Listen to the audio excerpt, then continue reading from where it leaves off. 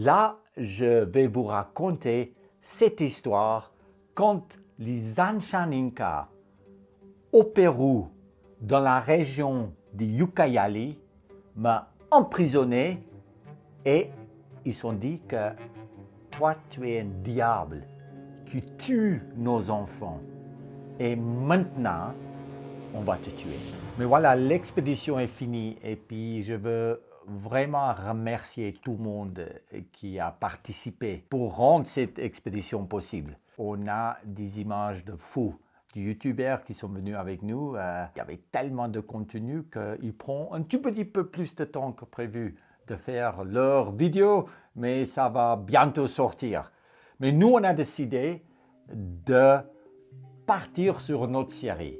Une série qui s'appelle Story Time. Pourquoi Story Time? Quand mes filles Annika et Jessica étaient très jeunes et je rentrais de l'expédition que je faisais quand c'était l'heure d'y aller au lit, j'étais avec eux dans leur chambre et puis j'ai eu les opportunités de leur raconter des histoires vraies que j'ai vécues. Ils m'ont demandé de partager un peu mes histoires que j'ai partagées avec eux, avec tout le monde.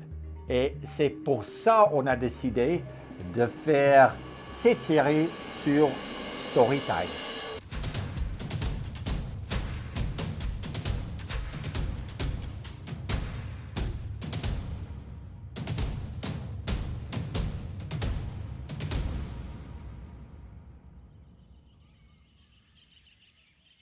Une de mes premières expéditions, c'était l'expédition de descendre de l'Amazone à la nage. L'Amazone commence à plus ou moins 6000 mètres dans les Andes.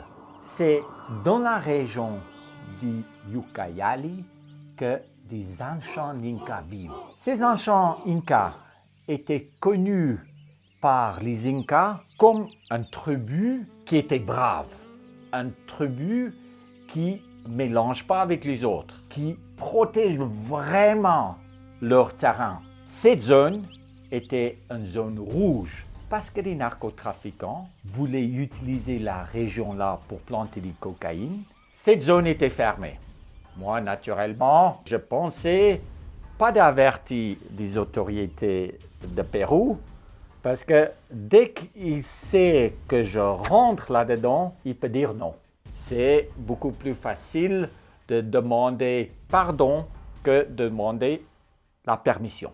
Avec mon petit hydrospeed, j'ai toujours essayé de rester au milieu de la rivière parce que c'est là où les courants sont les plus forts. Et c'est normalement quand la rivière rétrécit et que l'eau coule un tout petit peu moins vite que des Indiens mettent leur village. Voilà. Toujours nager un peu au milieu de la rivière pour avoir des courants qui me poussaient. Et il y avait des périodes où je restais jusqu'à 10 jours dans l'eau sans jamais sortir parce que la rivière fait tellement large que tu ne peux pas faire aller-retour tous les jours. Tu essayes de dormir dans la rivière avec la tête posée sur l'hydrospeed. Et j'ai dormi dans l'eau.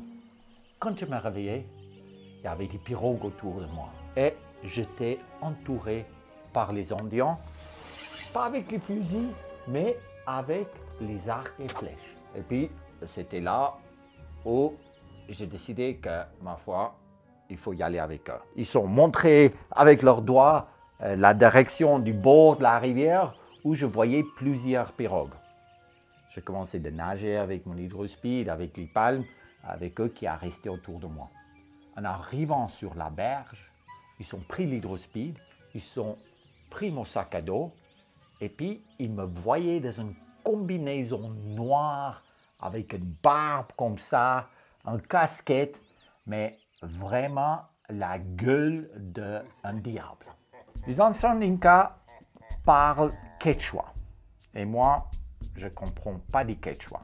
Mais pendant les périodes des missionnaires, les Espagnols sont partis dans l'Amazone pour partager leur religion avec les Indiens. Ils ont toujours laissé quelqu'un qui pouvaient parler l'espagnol et qui pouvaient traduire du quechua en espagnol. Moi, je parle l'espagnol et il y avait un traducteur. J'étais mise au milieu dans leur village, entourée avec les hommes, avec les os un peu en travers de leur nez, à moitié à poil, avec la peinture rouge sur la gueule. Et tu ne vois pas un petit souris, mais tout le monde tellement tense et prêt de te tuer tout de suite. C'est là où je savais très bien que cette situation-là, c'est un peu grave. Et dès que je bougeais, il y avait des Indiens avec leurs arcs et flèches qui la pointaient dans la direction de ma tête. Je savais très bien que là maintenant, il faut que je ne bouge pas trop, que j'essaye de comprendre ce qui se passe. En parlant avec eux, le traducteur qui parlait avec moi a dit qu'ils disent que je suis un diable qui vit dans la rivière, qui me transforme en homme pour venir sur la terre pour tuer leurs enfants. Beaucoup d'enfants partent de chez eux, ils ne se retournent jamais.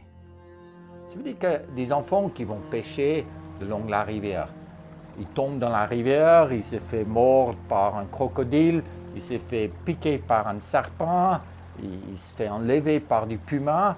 Et c'est vrai, pour un enfant qui n'est pas vraiment attentif, dans la jungle, la vie peut devenir très courte. Mais les Indiens croyaient que dès qu'un enfant a disparu, que c'était ces diables qui vivent dans la rivière qui ont enlevé leurs enfants.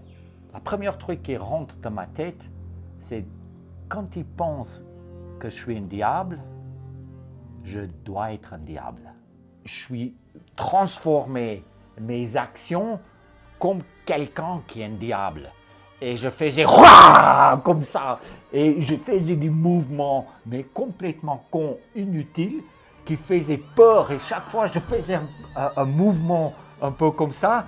Il s'écartait, il s'éloignait de moi. Et en même temps, je disais au traducteur, s'ils essayent de me tuer, je vais venir deux diables.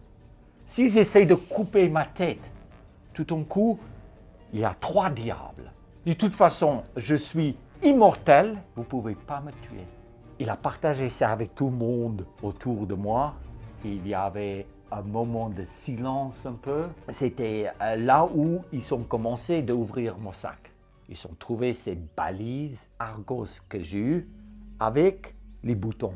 Et ils ont enclenché les boutons de SOS. Là, je savais que peut-être maintenant, j'ai une chance de rester vivant. Je disais au traducteur que là, je veux voir des gens qui vont venir par des ciels. Ils vont venir en bateau. Ils vont venir pour sauver ma vie. Si ils voient que vous avez me fait mal, c'est là où ça va mal passer pour vous. C'est justement là, quand Cathy a reçu ce message de SOS, que notre plan de sauvetage qu'on a mis en place avant de partir était mis en action. Et les militaires de Pérou ont envoyé 3 hélicos. Ça, c'est quand même 2-3 heures plus tard.